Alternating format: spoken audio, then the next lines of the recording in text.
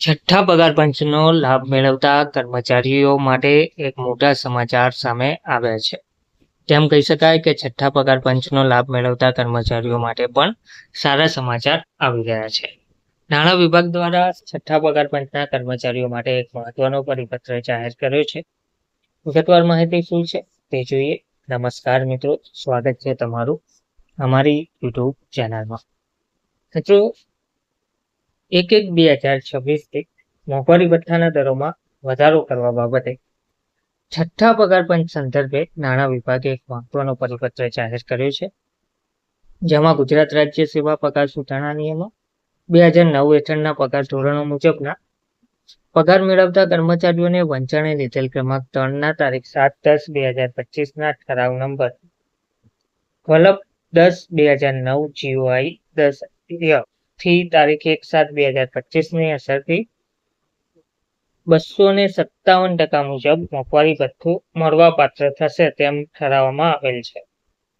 તો ભારત સરકારના વંચાણે લીધેલ ક્રમાંક 4ના તારીખ 22/4/2026ના ઓફિસ મેમોરેન્ડમથી છઠ્ઠા કેન્દ્રીય પગાર પંચ મુજબ પગાર મેળવતા કર્મચારીઓના મોંઘવારી ભથ્થાના દરો તારીખ 1/1/2026થી 257%થી વધારીને 262 કરવામાં આવેલા છે. તો ગુજરાત રાજ્ય સેવા પગાર સુધારણા નિયમો 2009 હેઠળના પગાર ધોરણમાં પગાર મેળવતા કર્મચારીઓ અને પેન્શનરોના મોંઘવારી ભથ્થાના પ્રવર્તમાન દરોમાં તારીખ 1/1/2026થી સુધારણા કરવા અંગેની બાબત સરકારશ્રીની વિચારણા હેઠળ હતી.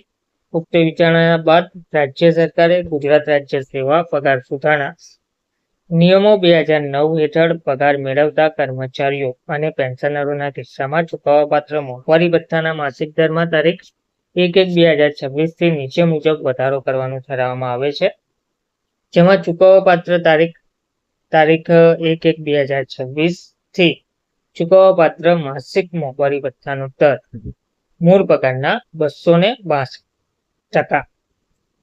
કર્મચારીઓના કિસ્સામાં 262%ના મોંઘવારી ભથ્થાનો અમલ મે 2026ના પગાર સાથે કરવાનો રહેશે, જ્યારે સૂચિત મોંઘવારી ભથ્થાના જાન્યુઆરી 2026થી એપ્રિલ 2026 સુધીના કુલ 4 માસના તફાવતની રકમની ચૂકવણી મે 2026ના પગાર પેડ ઇન જૂન 2026 સાથે એક જ હપ્તામાં કરવાની રહેશે, એટલે કે એક સાથે ચૂકવવામાં આવશે.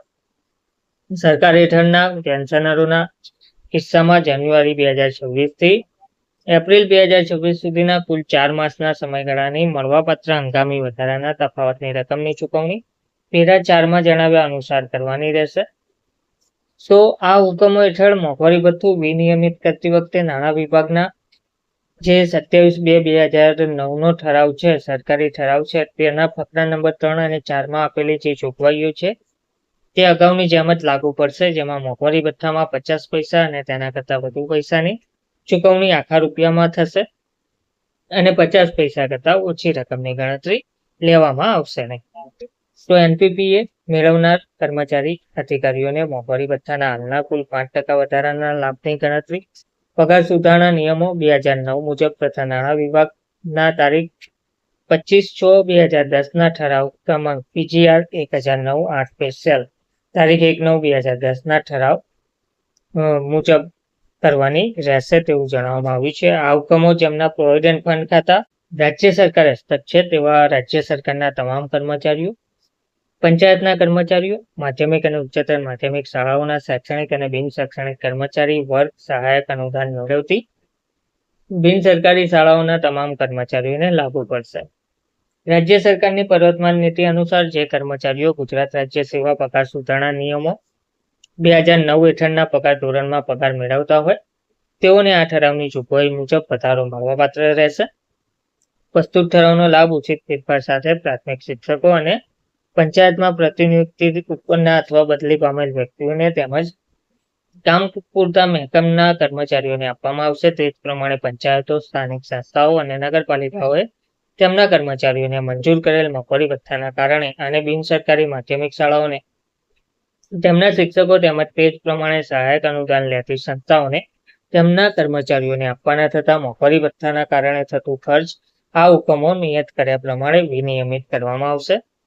આ હુકમોને કારણે થતું ખર્ચ એ શરતે અનુદાનને પાત્ર ગણવામાં આવશે કે આ રીતે મંજૂર કરેલ મોંઘવારી ભથ્થાના તફાવતનો હિસ્સો રાજ્ય સરકારના સમકક્ષ કર્મચારીઓને મળવાપાત્ર હિસ્સા કરતાં વધારે ના થવો જોઈએ. ગુજરાતના રાજ્યપાલશ્રીના હુકમથી અને તેમના નામે આ જીઆર પ્રસિદ્ધ કરવામાં આવ્યો છે. તારીખ 1/1/2026 થી મોંઘવારી ભથ્થાના દરોમાં વધારો કરવા બાબતે છઠ્ઠા પગાર પંચ સંદર્ભે સરકારી કર્મચારીઓ પેન્શનરોને 5% વધારો મળવાપાત્ર થાય છે. ધન્યવાદ.